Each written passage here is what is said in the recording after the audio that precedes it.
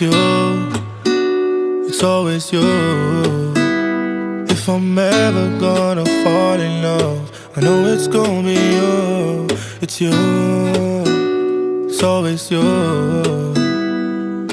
Met a lot of people, but nobody feels like you. So please don't break my heart, don't tear me apart. I know how it starts, trust me, I've been broken before. Don't break me again. Selamat pagi anak-anak. Jumpa lagi dengan Ibu dalam mata pelajaran seni budaya. Gimana kabar kamu? Baik, puji Tuhan. Semoga kamu selalu baik-baik saja, selalu sehat-sehat saja ya. Nah, hari ini kita kan masih belajar tentang seni budaya, tentang seni rupa. Materi minggu lalu kita sudah belajar tentang seni lukis dan juga tentang seni patung, dan kamu sudah juga melakukan praktek untuk kedua materi tersebut. Dan hari ini kita akan masuk dalam materi seni grafis. Apa itu seni grafis? Bagaimana cara mengerjakannya yang dalam bentuk sederhananya? Semua akan Ibu kupas hari ini. Jadi pastikan dirimu bisa memperhatikannya dengan baik, dengan seksama dari awal sampai akhirnya nanti. Ya, selamat menikmati video pembelajaran berikutnya. Terima kasih. Baik anak ibu, kembali kita masuk dalam video pembelajaran kita hari ini, yaitu dari tentang materi desain grafis ya, seni grafis. Oke.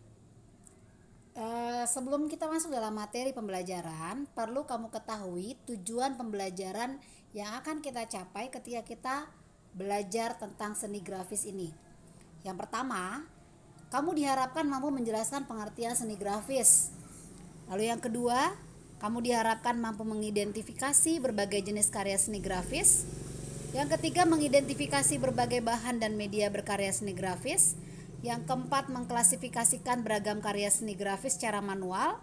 Dan membuat, yang terakhir nih yang penting, membuat karya seni grafis dengan menggunakan salah satu teknik dalam seni grafis untuk dipamerkan secara berkelompok. Nah, itu tujuan pembelajarannya ya, yang perlu kamu ketahui. Nah, sebenarnya apa sih seni grafis itu? Seni grafis termasuk karya seni rupa dwimatra. Ada yang tahu dwimatra itu? Ya, dwimatra itu adalah dua dimensi yang dibuat untuk mencurahkan ide atau gagasan dan emosi seseorang dengan menggunakan teknik cetak, sehingga memungkinkan pelipat gandaan karyanya. Ini pengertian dari seni grafis. Yang berikutnya, jenis-jenisnya tuh apa aja? Nah, yang pertama Ibu akan jelaskan di sini adalah cetak tinggi. Cetak tinggi ini menggunakan klise, acuan, atau alat cetak yang akan menghasilkan gambar dari bagian yang menonjol.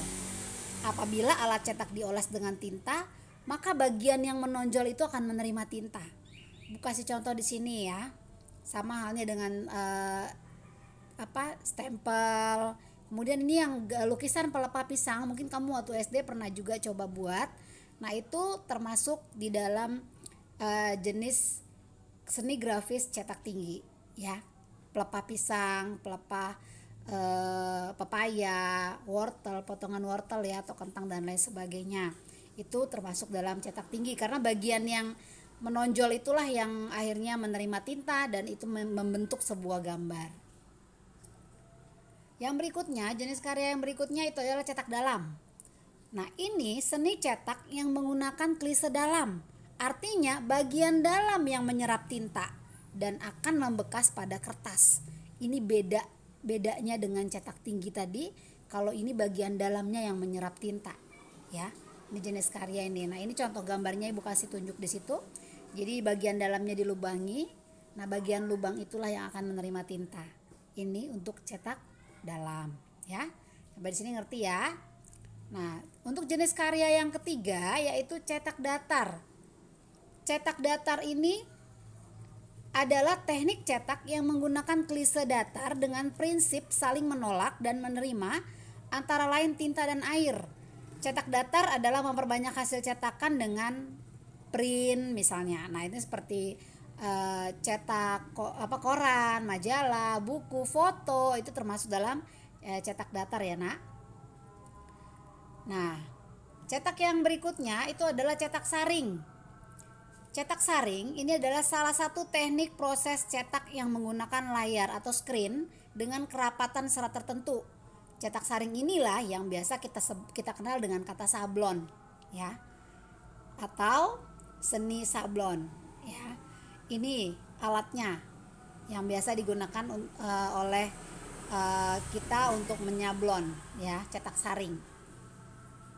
Ini salah satu contoh gambar yang pernah dipakai oleh kakak kelasmu dalam cetak saring praktek dalam praktek seni grafis ini pernah jadi gambar yang digunakan untuk praktek mereka.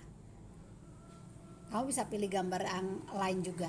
Nah, alat dan bahan apa yang kita gunakan dalam proses cetak saring ini? Yang pertama ada kerangka screen. Ya, tadi ada kerangka screen, itu bingkai yang terbuat dari kayu atau aluminium screen. Ibu balik lagi ya. Ibu tunjukin yang mana. Nah, ini yang kotak persegi panjang itulah alatnya, namanya screen, ya. Jadi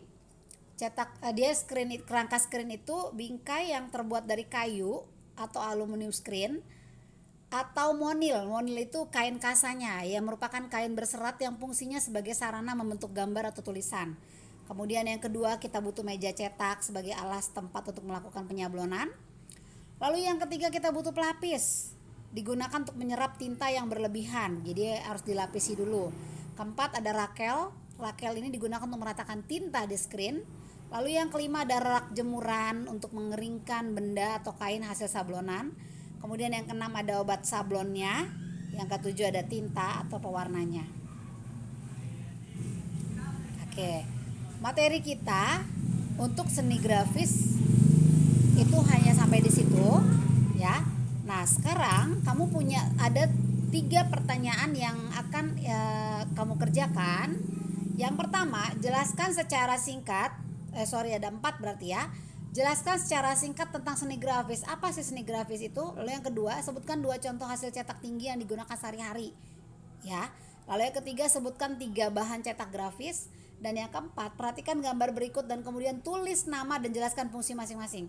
Itu apa untuk gambar yang pertama, lalu gambar yang kedua juga itu apa, itu yang akan kamu jelaskan di dalam buku latihanmu, ya, untuk dikumpulkan paling lambat minggu depan.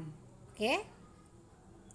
Baik, materi kita untuk seni grafis sudah sampai di sini. Tolong kalian cermati dulu, kalian baca baik-baik presentasi yang sudah Ibu paparkan, kamu simak baik-baik. Kalau kamu nggak yakin, masih agak ragu, boleh kamu kembali lagi, kamu putar ulang video pembelajaran ini. Kalau ada pertanyaan, silakan kamu langsung tanyakan pada Ibu melalui Google Classroom, ya. Melalui Google Classroom supaya teman-teman kamu juga bisa tahu untuk pertanyaan dan Ibu juga bisa menjawabnya di situ, ya. Baik anak Ibu, demikian. Terima kasih banyak atas perhatiannya. Sampai jumpa lagi dalam materi berikutnya.